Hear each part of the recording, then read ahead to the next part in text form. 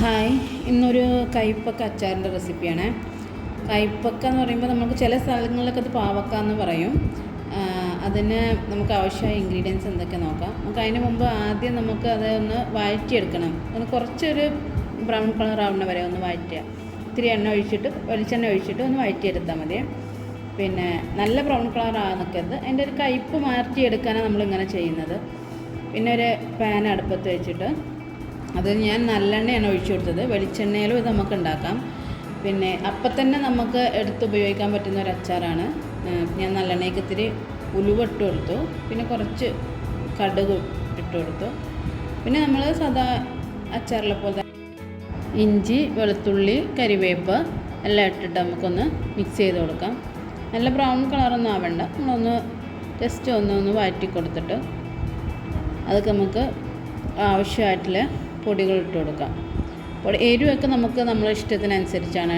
എരിവ് നല്ല വേണ്ടവർ, എനിക്ക് അത്ര എരിവൊന്നും ഇത്ര ഇഷ്ടമല്ല. അതുകൊണ്ട് ഞാൻ 2-3 സ്പൂണൊക്കെ ഇട്ടിട്ടുള്ളൂ മുളക് പൊടി. കാശ്മീരി മുളക് പൊടിയാണ്. പിന്നെ ഒരു സ്പൂണ് മഞ്ഞൾപ്പൊടിയും കൂടി ഇട്ടിട്ട് നന്നായിട്ട് മിക്സ് ചെയ്യാം. പിന്നെ ഞാൻ ഒരു സ്പൂൺ അച്ചാർ പൊടിയും കൂടി ഇട്ടിട്ടുണ്ട്. അത് ഓപ്ഷണലാണ്, ഇടണമെന്നൊരു നിർബന്ധമില്ല. ഈ മുളക് പൊടിയും മഞ്ഞൾപ്പൊടി മാത്രമായാലും നല്ല ടേസ്റ്റ് ഉണ്ടാവും അത്. എന്നിട്ട് നമ്മൾ വഴറ്റി വെച്ച് പാവക്കും കൂടി ഇട്ടിട്ട് നന്നായിട്ട് മിക്സ് ചെയ്ത് കൊടുക്കാം. നന്നായിട്ട് മിക്സ് ചെയ്തതിന് ശേഷം നമ്മൾ ഇതിൽ വിനാഗിരി ചേർക്കുന്നില്ല. വിനാഗിരിക്ക് പകരമായിട്ട് വാളംപുളി ആണ് ഉപയോഗിക്കുന്നത്. അതിൻ്റെ നമ്മൾ ഒരു നാരങ്ങ വലുപ്പത്തിൽ പുളി എടുത്തിട്ട് അത് പിഴിഞ്ഞ് വെച്ചിട്ടുണ്ട്. അത് ഒഴിച്ചിട്ട് നന്നായിട്ടൊന്ന് മിക്സ് ചെയ്ത് കൊടുക്കാം. അതൊന്ന് തിളച്ച് വരുമ്പോൾ കുറച്ച് ചൂടുവെള്ളം തന്നെ ഒഴിക്കണേ. കുറച്ച് ചൂടുവെള്ളം കൂടി ഒഴിച്ചിട്ട് നമുക്ക് അടച്ച് വെച്ച് വേവിക്കാം. അത് കുറച്ച് സമയം അങ്ങനെ വേവിച്ച് അടച്ച് ഇതാക്കിയിട്ട് ഈ ഒരു കൺസിസ്റ്റൻസി വരുമ്പോൾ നമുക്കത് ഓഫാക്കാം. ഉപ്പിടാൻ കാരണം മറന്നുപോയി പറയാൻ. ഉപ്പിടണേ. നല്ല ടേസ്റ്റി ആയിട്ടുള്ള അച്ചാറാണ്.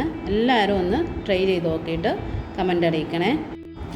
ചാനലൊന്ന് സബ്സ്ക്രൈബ് ചെയ്ത് കയ്പ്പൊക്കെ ഇഷ്ടമല്ലാത്ത കൂട്ടുകാർക്കും അതൊന്ന് ഷെയർ ചെയ്ത് കൊടുക്കണേ. തീർച്ചയായും ഇതെല്ലാവർക്കും ഇഷ്ടപ്പെടുന്നൊരു റെസിപ്പിയാണ്. അടുത്തൊരു റെസിപ്പി ആയിട്ട് വീണ്ടും കാണാം. ബൈ.